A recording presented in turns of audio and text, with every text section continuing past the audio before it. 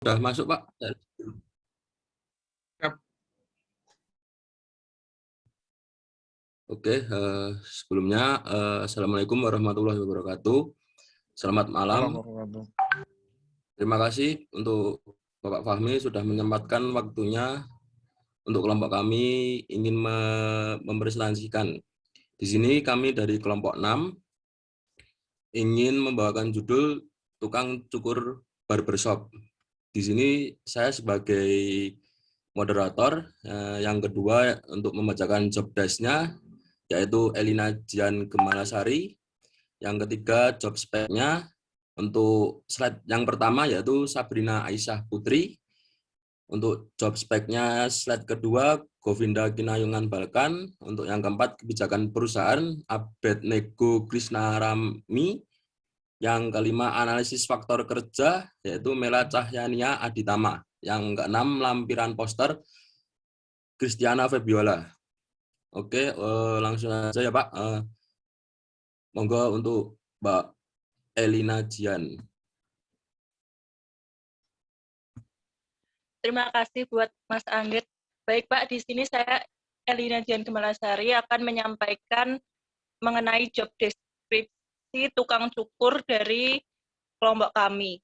Yang kelompok kami ambil ini yang pertama memilih gaya rambut untuk klien, 2 untuk memodelkan kumis dan jenggot, 3 memotong dan mencukur, 4 menata rambut Anda, 5 mengecat rambut, dan 6 memilih produk untuk perawatan wajah dan rambut.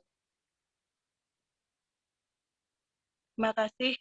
Bisa next selanjutnya, Pak.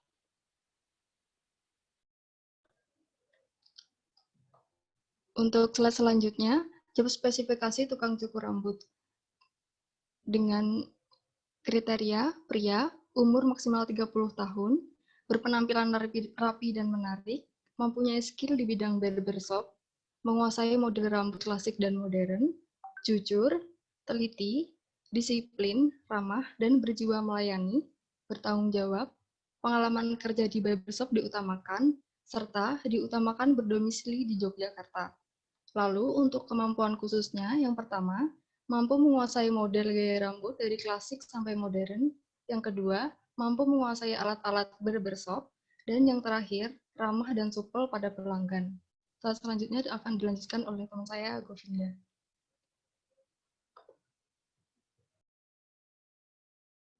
Baik, terima kasih. Kemudian adalah job specification. Nah, di sini ada fasilitasnya saya bacakan. Yang pertama adalah toko, ruang makan, minus 1 pelanggan, basic service, libur 2 kali jam 9, terus yang kerjanya mulai jam 9, terus pengalaman kerjanya minimal 1 tahun. Selanjutnya lanjut. Monggo, siapa? Mungkin yang untuk selanjutnya dari Mbak Govinda sendiri, Pak. Monggo Mbak Govinda suaranya tolong agak dibesarin dikit. Masuk gitu suaraku.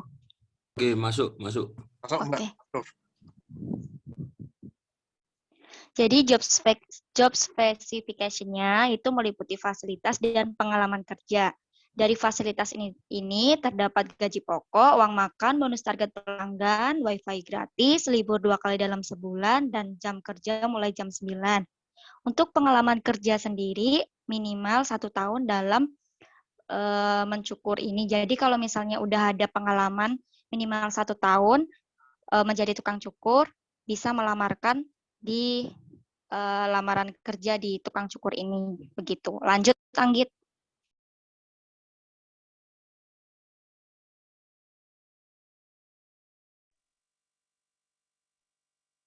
Ya, baik, selamat malam semuanya. Untuk yang sesi berikutnya atau slide berikutnya itu mengenai kebijakan perusahaan. Nah, di dalam kebijakan perusahaan ini, di dalam tukang cukur barbershop itu memiliki beberapa kebijakan. Yang pertama yaitu melaksanakan perbaikan yang sifatnya berkesinambungan dalam seluruh aspek pekerjaan untuk meningkatkan kualitas pelayanan yang prima. Kemudian meneguhkan komitmen yang kuat untuk senantiasa produk berkualitas demi kepuasan pelanggan atau yang dicukur ya. Kemudian menerapkan sistem manajemen mutu ISO 901 tahun 2015 dan secara berkala meninjau kesesuaian sasaran mutu dan kebijakan mutu. Yang keempat, berusaha dengan sungguh-sungguh untuk mematuhi peraturan perundang-undangan tentang kesehatan dan keselamatan kerja, serta berupaya mencegah terjadinya kecelakaan dan penyakit akibat kerja. Yang kelima, melakukan pencegahan polusi dan mewujudkan lingkungan yang sehat. Yang terakhir, mengidentifikasi aspek dan dampak lingkungan dari setiap aktivitas operasional, serta mengambil tindakan perbaikan dan pencegahan yang diperlukan. Nah, untuk yang paling penting adalah di dalam kebijakan perusahaan ini yang paling di-highlight atau di garis bawahi adalah melaksanakan perbaikan atau maintenance yang itu berkala, kemudian meneguhkan komitmen untuk memberikan servis yang terbaik untuk pelanggan. Yang ketiga, menerapkan sistem manajemen mutu ISO 9001 tahun 2015. Dan yang terakhir, tetap menjaga kondisi lingkungan dan merawat lingkungan juga supaya tidak terjadi polusi dan merugikan orang lain. Sekian dari kebijakan perusahaan, lanjut ke berikutnya. Oke, di sini saya akan menjelaskan tentang analisis resiko kerja. Yang pertama, ada faktor fisik, yaitu kebisingan, silau, dan suhu panas, beresiko di indera pendengaran dan psikologi, di mata, di indera penglihatan, berkeringat, dehidrasi pada kulit juga. Konsekuensinya bisa tuli, pusing, kurangnya penglihatan, kelelahan, dan bisa berdampak penyakit kulit. Dari faktor biologis, dari bakteri, virus, dan jamur yang beresiko infeksi, yang konsekuensinya penyakit-penyakit yang diderita para pekerja seperti kanker karena kontak dengan bahan kimia terus-menerus seperti oli atau minyak, cat, pilek, dan bisa alergi, infeksi, dan penyakit kulit. Yang ketiga, faktor ergonomik, berdiri terlalu lama pada saat memotong rambut pengunjung. Konsekuensinya bisa pegal, bungkuk, kesemutan, dan ketidaknyamanan. Dan yang terakhir, faktor psikososial, jam kerja yang lama, istirahat kurang, pelanggan yang sedikit, kurang baiknya komunikasi antara pemerbaiki dengan pelanggan, bisa pusing dan lelah, bisa juga sampai pingsan. Oke, selanjutnya bisa dijelaskan kepada Mbak Ola.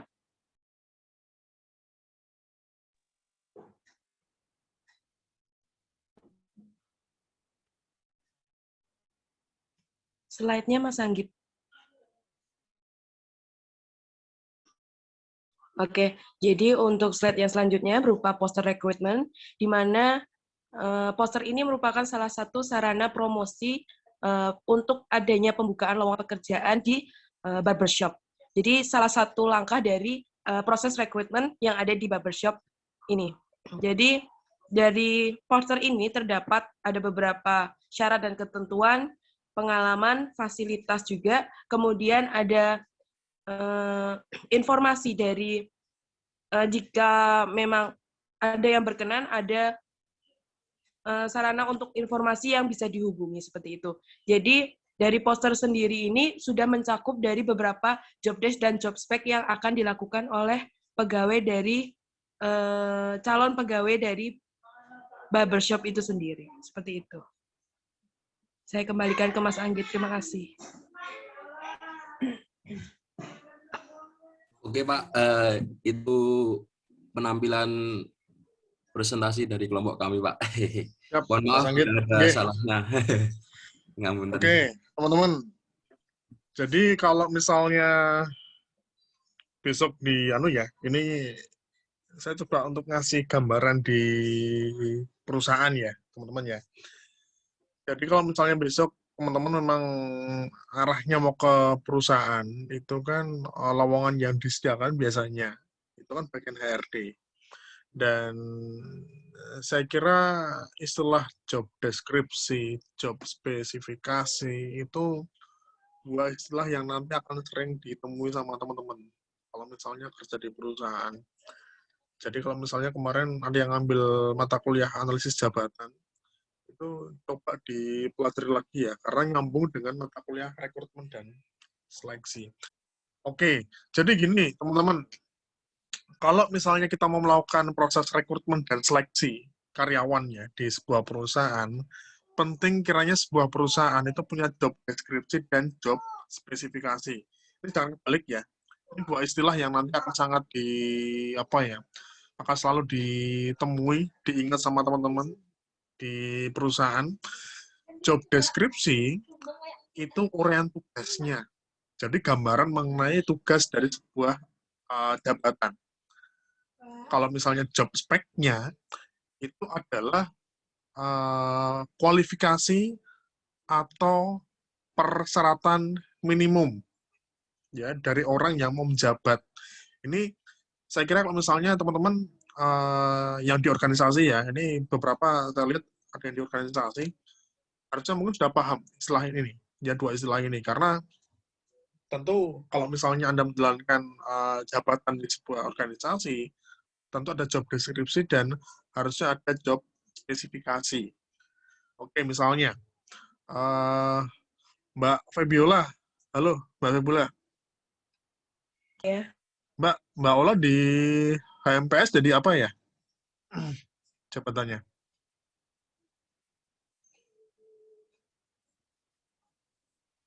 Halo? Halo Mbak Ola?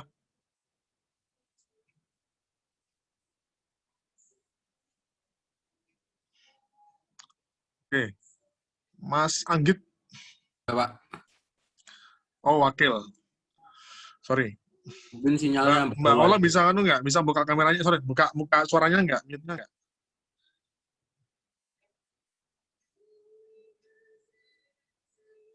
Oke, sepertinya agak agak suara respon ya. Mas Anggit dengan jabatannya apa, Mas? Pripun, Pak?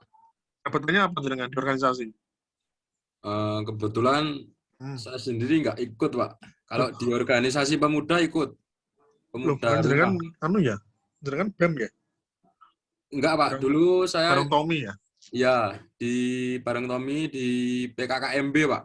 Oh, bukan bukan Iya. BEM ya? Iya. Oke. Oh, nah, ini Mbak. Oke.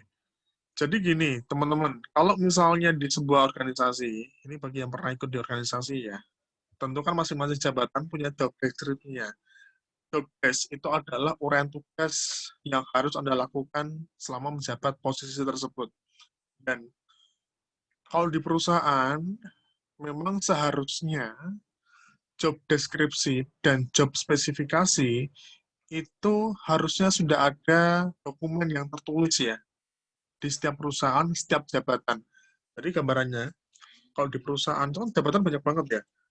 Ada marketing, ada finance, ada front office, ada driver, ada misalnya bagian umum misalnya. Nah, masing-masing jabatan tersebut seharusnya, kalau perusahaannya sudah bagus, perusahaannya sudah settle ya, ini job desk-nya itu sudah tertulis ya, sudah ada dokumen resminya, job desk dan job spec. Cuma kalau misalnya perusahaannya yang masih berkembang, istilahnya perusahaan-perusahaan yang baru coba untuk merintis ya sedang berkembang, itu biasanya job desk-nya sama job spec-nya itu belum ada secara tertulis, masih secara lisan aja ya, masih mungkin ada tapi ada dokumentasinya. Nah, ini yang perlu diperhatikan sama teman-teman. Karena job desk sama job spec, sekali lagi itu menjadi dasar teman-teman untuk melakukan pengelolaan SDM di perusahaan. Ini bagi yang ngambil PSDM ya, di semester 6. Pengelolaan SDM di perusahaan kan banyak banget loh.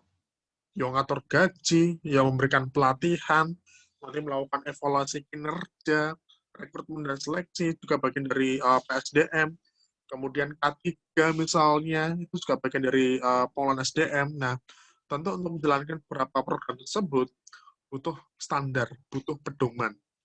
Job deskripsi dan job spesifikasi. Oke, sampai di sini ya, paham ya teman-teman ya. Nah, besok kalau misalnya teman-teman kerja di perusahaan, di bagian HRD, memang nggak semua perusahaan itu sudah punya job desk sama job spec secara secara dokumen ya, sudah rapi lah istilahnya. Nah, nanti kalau misalnya memang belum ada job desk sama job spec-nya di sebuah perusahaan, bisa jadi nanti teman-teman akan diminta untuk membuatnya. Ini yang nanti harus siap-siap ya, karena ya kita nggak tahu nanti kondisi perusahaan tempat Anda kerja kayak gimana. Karena bisa aja belum ada job desk, belum ada job spec-nya. Oke, saya minta tolong dong di-share lagi PPT-nya tadi, Mas Anggit atau siapa?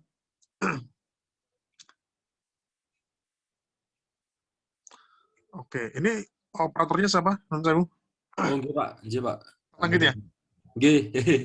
Oke, Mas Anggit di slide 2, Mas. Coba, Mas. Oh, siap. Oke, nah ini yang ditampilkan kelompok 6 ini lumayan lengkap ya, karena job deskripsi ini memuat analisis risiko juga di sini, sampai memuat soal peraturan dan sebagainya. Nah, kalau untuk job deskripsi secara umum, biasanya seperti ini ya teman-teman ya. Cuma kalau secara lengkapnya, makanya kemarin di awal kita pertemuan, saya meminta nggak usah terlalu lengkap sih. Jadi bikin job deskripsinya itu yang secara umum aja, secara uraian tugas saja. Tapi sebenarnya kalau dalam job deskripsi yang lengkap, itu ada banyak aspeknya, teman-teman. Nanti ada tanggung jawab, ada kewenangan, ada hubungan kerja. Jadi selama Anda kerja itu berhubungan dengan posisi mana aja misalnya. Kemudian ada alat dan bahan misalnya. Jadi cakupannya sangat banyak kalau untuk job deskripsi. Oke, Mas, turun ke bawah, Mas, di job spesifikasi, Mas. Nomor 3. Oke, stop. Nah, job spec ya atau job spec ya, itu baru bisa kita bikin kalau job desk-nya sudah baku. Jadi, ketika kita membuat job spec, kita juga perlu memastikan bahwa job desk-nya sudah baku, karena penentuan job spec itu akan sangat terkait dengan job desk. Nanti coba ya, ini monggo nanti siapa aja boleh menjawab ya. Misalnya ya, di tukang cukur rambut ya. Ini teman-teman kelompok 6 ini menentukan umur maksimal 30. Nah, alasannya apa? Monggo, boleh siapa aja. Kenapa kok harus maksimal 30?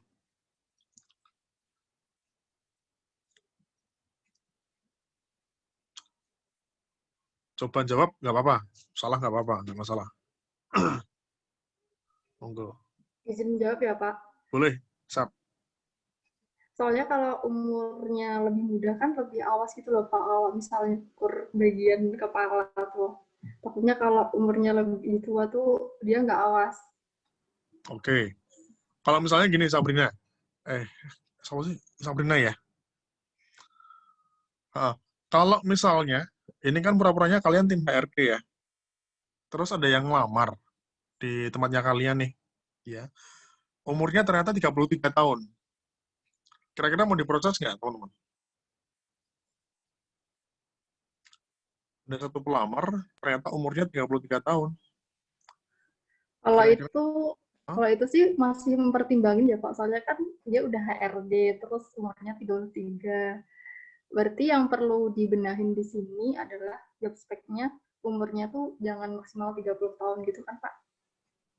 Enggak, ini kan Sabrina kan udah menentukan nih, dari timnya kan, udah menentukan bahwa kita punya aturan nih, ya, bahwa job spec-nya, kalau misalnya mau merekrut tukang cukur rambut, itu maksimal 30 tahun. Nah, ternyata ada yang ngelamar, tapi umurnya 33 tahun, Sabrina. Kira-kira mau diterima nggak? Istilahnya mau diproses untuk diseleksi nggak kira-kira orang tersebut? Kalau saya coba izin. Boleh, olah, silakan. Boleh. Sabrina boleh, silakan. Saya juga mau, Pak, jawab. Ya, boleh, Govinda. Oke, ini saya dulu coba ya, Pak. Ya, yuk, olah. Oke, jadi di job spec-nya sendiri kan ada salah satu ketentuan di mana umur 30 tahun menjadi sebuah persyaratan agar diterima. Kemudian ada usia yang di atas 30 tahun. Namun dari ketentuan itu kan hanya salah satu. Kemudian tolak ukur kenapa kita menggunakan umur 30, yakni kemungkinan dari perusahaan tersebut memang standar merupakan produktivitas dari karyawan itu bekerja dan memiliki tenaga mungkin atau yang memang itu masih sangat produktif dan mereka masih semangat-semangatnya dalam bekerja seperti itu sih Pak. Mungkin pertimbangan umurnya di situ. Kemudian mungkin masih bisa dilanjutkan ketika memang ada spesifikasi lainnya yang dia memenuhi hanya saja kriteria usianya saja. Jadi masih bisa dijadikan bahan pertimbangan selanjutnya dari seleksi tersebut kan tidak hanya satu kandidat saja seperti itu. Oke, benar ya. Jadi gini teman-teman, untuk menentukan standar job spec ya seperti pria umur maksimal 30 tahun, kemudian punya skill di bidang-bidang tertentu. Ini kan buah pengalaman berbulan-bulan atau bertahun-tahun dari seorang HRD. Jadi mungkin dulu di awal-awal pas perusahaan berdiri kan belum ada job spec-nya. Kita masih mencari standar kan, standar orang untuk bisa mengerjakan pekerjaan tersebut itu harus seperti apa standarnya dari usia, jenis kelamin dan sebagainya. Nah, biasanya sebuah perusahaan tentu melakukan uji coba ya, trial and error ya, sampai akhirnya muncul standar ini. Oh, kenapa kok tukang cukur rambut timnya Mbak Ola kok menentukan maksimal 30 tahun? Ya karena berbekal pengalaman sebelumnya. Kita merekrut yang di atas 30 tahun, itu kurang gerak cepat, ya kurang produktif. Terus merekrut 50 tahun malah semakin lambat misalnya. Nah, ini berbekal dari pengalaman tentunya. Akhirnya disepakati sebuah standar. Wes, besok kita misalnya mau nyari tukang cukur rambut yang maksimal 30 tahun aja. Ya, makanya butuh standar. Nah, sama halnya seperti jenis kelamin. Kenapa kok jenis kelamin kok pria? Ya, karena berbekal dari uji coba sebelumnya. Pernah ngerekrut yang wanita misalnya, tapi nggak produktif, nggak terampil untuk mencukur rambut. Sampai akhirnya butuh ya uji coba terus tiba-tiba menentukan akhirnya pria misalnya, wes cowok aja lah. Karena selama ini kita merekrut cowok itu produktif, itu bagus. Makanya besok kalau di perusahaan teman-teman memang menentukan job spesifikasi atau uraian persyaratan minimum seorang pejabat ini butuh waktu yang panjang ya. Kita seringkali salah merekrut orang karena mungkin standarnya yang belum pas. Ini yang saya kira di perusahaan-perusahaan besar itu biasanya butuh standar. Karena asumsinya kalau perusahaan besar biasanya yang lamar banyak. Jadi perlu ada standar. Nah, kalau misalnya kasusnya tadi, itu gimana? Yang lamar ada yang usia 30 tahun lebih. Ya, monggo. Kalau misalnya ada aspek lain yang bisa menolong orang itu, mungkin bisa dipertimbangkan. Ya, usianya 33 tahun misalnya. Usia 33, tapi dia punya skill-nya nggak kalah bagus dengan yang muda-muda. Mungkin bisa diproses. Jadi artinya, kadang beberapa standar itu nggak saklek ya, nggak kaku. Asal ada beberapa aspek yang lain masih bisa ditolong, masih bisa membantu dia untuk bisa masuk ke proses seleksi. Ini butuh waktu yang cukup panjang sebenarnya untuk menentukan syarat minimum suatu pejabat. Misalnya gini, kita ambil contoh aja lah, paling gampang ya. Minimarket ya, minimarket modern ya, Alfamart, Indomaret ya, itu punya tinggi batas minimal untuk cewek ya. Untuk cewek kalau tidak salah 155 cm ya. Dia minimal punya tinggi badan 155 cm. Alasannya kenapa? Simpel aja. Dia butuh ngambil barang di atas rak. Ya. Nggak cuma rak. Nah, di belakang sampai ke gudang itu sampai pinggir raknya. Jadi raknya nggak sependek di toko. Jadi kenapa kok perlu menentukan 155 cm? Karena berbekal dari uji coba. Wah, yang 150 ya, nggak produktif ya, nggak cepet deh. Yang 153 nggak cepet ya, terus cara menentukan standar 155 cm. Karena itu tadi, setiap ketentuan dalam job spec itu sangat terkait dengan job deskripsi. Cuma nggak hanya terkait dengan job deskripsi, teman-teman. Bisa aja itu terkait dengan budaya sebuah perusahaan atau lingkungan kerja sebuah perusahaan. Ya, ambil contoh lah, pramugari ya. Kalau pramugari tinggi-tinggi, ya simpel aja. Dia butuh membantu penumpang untuk menaruh barang di cabin. Itu lumayan tinggi cabinnya.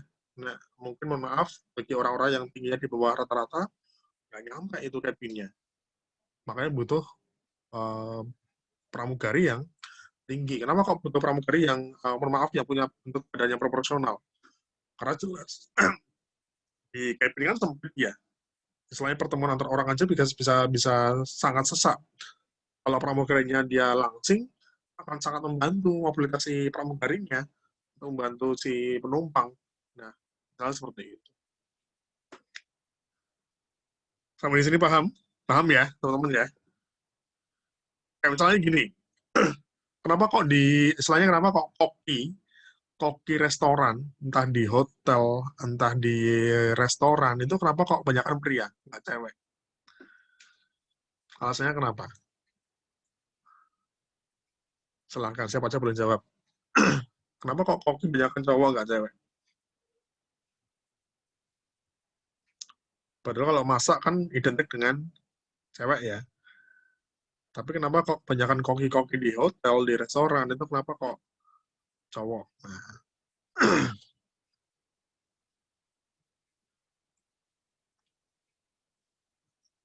silahkan, boleh Oke, jawab saya siapa aja. boleh jawab lagi ya, Pak? Boleh. Oke.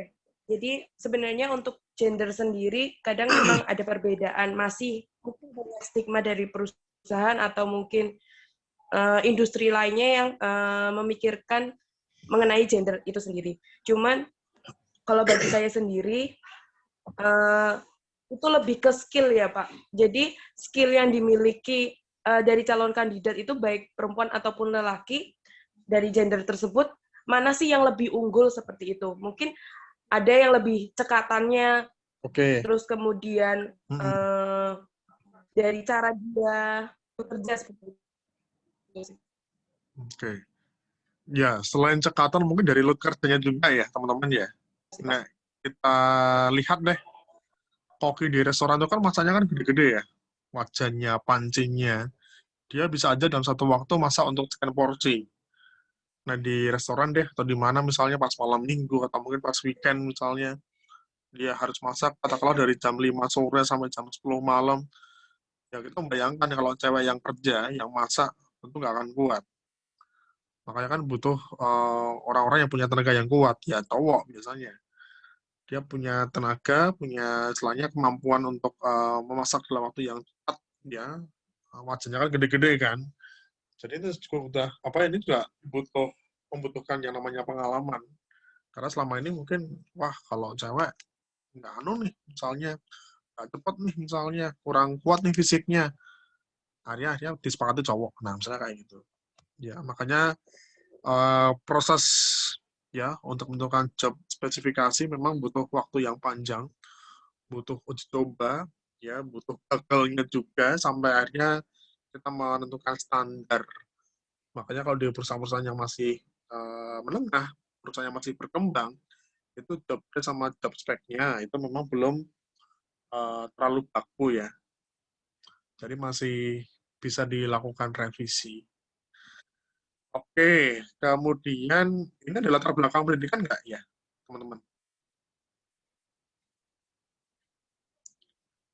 Di posternya ada nggak latar belakang pendidikan? Coba. Ini mungkin bukan job spec ya, Mas Anggit dan kawan-kawan ya tadi ya. Itu lebih ke ya, lebih ke fasilitas ya, lebih ke tunjangan. Oke. Posternya. Ini nggak ada latar belakang pendidikan ya, teman-teman ya? Tidak ada, Pak. Berarti selangnya SMA, S1, tentu nggak masalah ya? Atau gimana? Untuk latar belakang pendidikan Iya, mungkin Mas. ini belum ada, Pak. Mungkin kalau Ah. SMA maupun lulusan S1 mungkin bisa, Pak. Nah, Yang penting untuk pengalaman aja, Pak. Lebih ke pengalaman. nah menurut Mas Anggit, wes. Nah, misalnya seorang barbershop, apa tukang cukur, Mas, di Lowongan lah tukang cukur, kira-kira wangunnya lulusan SMA atau S1 atau SMP, Mas? Nah, menurut jenengan. Kalau saya sendiri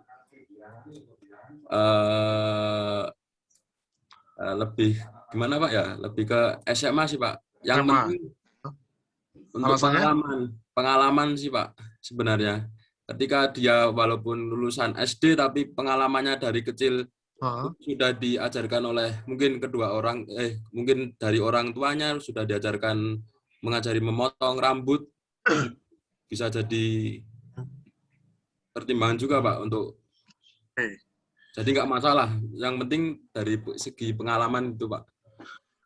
Oke, ini juga sama dengan syarat yang lainnya, teman-teman. Nah, misalnya untuk menentukan latar belakang pendidikan, ya, apakah S1, apakah SMA, atau SMP, ini juga tentunya berbekal dari pengalaman sebelum-sebelumnya. Nah, memang ada beberapa pekerjaan yang membutuhkan keahlian khusus, ya, dan itu hanya bisa diperoleh di S1.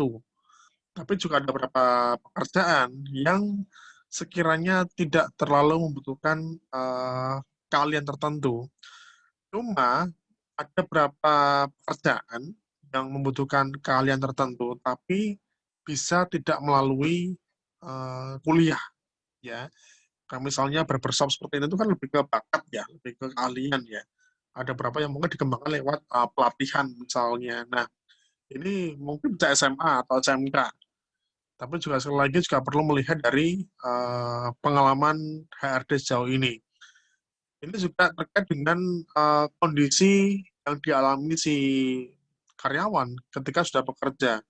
Mungkin gini, teman-teman, ya, nah kita lihat, ini mungkin teman-teman nanti next time ya, dan kerja bisa melihat perbedaannya ya. Saya kira lulusan SD, SMP, atau SMA, itu berbeda ya, secara pemikiran ya, secara istilahnya, secara emosi, secara cara pandang. Lulusan SMA tentu lebih punya pemikiran yang lebih luas daripada lulusan SMP. Kemudian soal emosi biasanya, Mas, Mbak, ya, lulusan SD mungkin punya emosi yang kurang stabil dibandingkan dari lulusan SMA. Jadi ya orang yang katakanlah dia cuma sekolah sampai SD aja, setelah itu langsung kerja. Dia nggak mengalami perkuliahan, nggak mengalami SMP, SMA, nggak mengalami tugas akhir dan sebagainya, tentu akan sangat berbeda. Ya, problem solving-nya, skills-nya itu akan sangat berbeda. Ya, ini juga perlu dipertimbangkan. Karena tentu ada beberapa pekerjaan yang membutuhkan, tidak hanya membutuhkan skill, tapi juga membutuhkan emosi, komunikasi. Ya, beda kok. Ya, nah, besok kalau Anda kerja di perusahaan, mohon maaf, orang yang lulusan SMP sama orang yang lulusan SMA, S1, cara berkomunikasi juga pasti berbeda. Ya, itu juga bisa jadi pertimbangan. Terus yang jadi pertimbangan yang lain, biasanya gaji, teman-teman. Gaji yang diberikan, ini gaji standarnya untuk lulusan SMA atau S1. Ini juga perlu diperhatikan. Kalau misalnya sekiranya gaji nggak terlalu tinggi, ya mungkin SMA. Tapi misalnya gajinya untuk S1, gajinya lumayan lah, ya, satu pun sebenarnya bisa ngelamar. Jadi kalau misalnya ada lulusan S1, sarjana, mau ngelamar di tukang cukur, ya ini kayak tadi soal kami ya, soal usia, ya nggak apa-apa, asal memang dia bisa mempunyai atau mungkin mempunyai keterampilan untuk mencukur ya. Kemudian soal gaji, dia bisa menyesuaikan. Ini gajimu bukan gaji S1 loh, ini gaji untuk SMA atau SMK. Kayak gitu. Terus misalnya seperti ini, penampilan rapi dan menarik. Ini kadang ya agak-agak juga ya. agak-agak sadis juga ya, karena kadang orang yang mau kerja di suatu perusahaan kan juga harus disesuaikan dengan budaya perusahaan. Ada beberapa perusahaan yang punya budaya yang bersih, rapi, tertib, disiplin, sehingga mempengaruhi penampilan fisik karyawan atau penampilan fisik pegawainya. Kerja di pabrik tentu beda kerja di hotel ya. Kalau di hotel karena berhubungan dengan konsumen, berhubungan dengan tamu, harus tampil terus rapi, wangi ya. Kalau mungkin di pabrik ya berbeda. Dan dihadapi bukan tamu tapi mesin misalnya. Nah, itu kan juga mempengaruhi gimana penampilan fisik seseorang ya.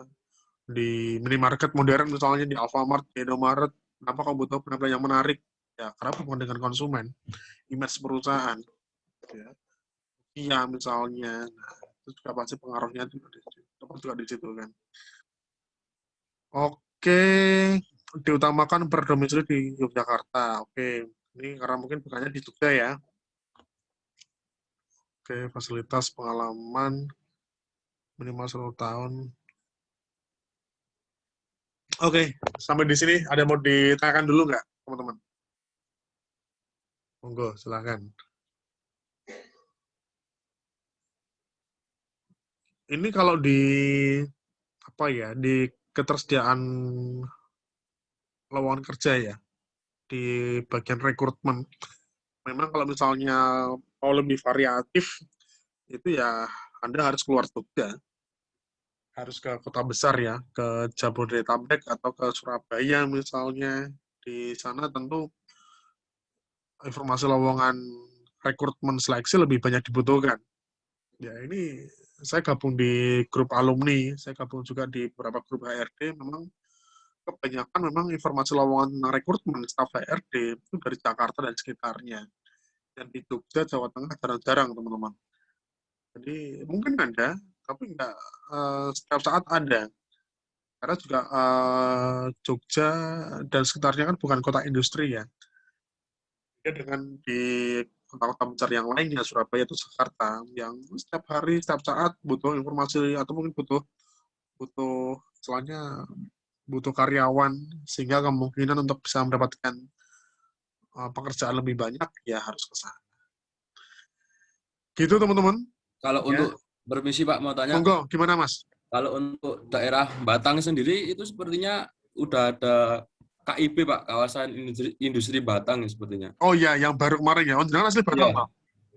Kebetulan bapak saya yang asli sana, Pak. Ya. Ya. Kemarin baru diresmikan sama Jokowi juga kalau nggak salah ya. J. Terus ada jalan tol, istilahnya juga apa ya, makin rame ya. Kalau jenengan asli mana, Mas? Kalau saya asli Jogja, Pak. Ibu saya asli Jogja, kalau bapak dari Batang. Dulu SMA mana jenengan? Saya SMA Pekalongan, Pak. Oh, di Pekalongan malah. Iya. Oke, ya kalau di sekitar jenengan ya nanti arah ke Kendal, Mas. Tuh Kendal ke Semarang, banyak lagi. Ya. Jadi teman-teman ya nanti monggo ya, pasti masing-masing punya target ya, masing-masing punya rencana ya. Ini coba di sisa-sisa semester ini, tinggal 2-3 semester lagi mungkin teman-teman, sambil evaluasi, sambil menentukan besok arahnya mau kemana, dan sekali lagi kalau misalnya sudah menentukan target rencana kerja, coba sambil di list kira-kira butuh kemampuan apa aja, ya butuh ilmu apa aja, coba dibuka lagi, mata kuliah semester 1 sampai semester 6, semester 7, terus dikembangkan, terus ini kan masa online seperti ini kan masih makin banyak pelatihan-pelatihan online ya. Nah, mau ikut pelatihan ya monggo yang sekiranya itu bisa membantu ya atau mendukung capaian karirnya teman-teman. Ya, jadi nggak apa-apa ya nanti merantau lagi misalnya. Ya, karena Jogja ini bukan kota industri, Jogja ini kota untuk wisata, untuk pendidikan. Kalau misalnya mau mendapatkan informasi lowongan kerja lebih banyak ya di Jawa Tengah pun masih ada sih sebenarnya. Ya di kawasan Semarang dan sekitarnya juga banyak. Oke, semoga bermanfaat teman-teman. Ya, nanti kalau misalnya pengen belajar lebih banyak, saya kira juga ini kemampuan yang harus diasah terus ya. nggak hanya berhenti di 1 semester ini ya. Karena ini kalau memang Anda niatnya ke PIO, pengen berkarir di PIO, ya ini nanti akan menjadi ilmu yang terus dipakai seumur hidup Anda. Ya, 5 tahun ke depan atau bahkan 10-20 tahun ke depan ya, yang Anda sudah meniti karir. Itu aja saya kira, teman-teman. Terima kasih. Ya, semoga bisa menjadi manfaat ya buat teman-teman. Kemudian saya minta tolong nanti Mas Anggit untuk PPT-nya bisa di-share di grup ya, Mas. Nanti biar bisa dipelajari sama yang lainnya. Oke, siap, Pak. Oke, gitu aja, teman-teman. Ya, sukses ya. Semoga sehat selalu. Selamat malam. Assalamualaikum warahmatullahi wabarakatuh. Waalaikumsalam warahmatullahi wabarakatuh. Waalaikumsalam. Teman-teman, Terima kasih, sukses. Pak. Sami-sami.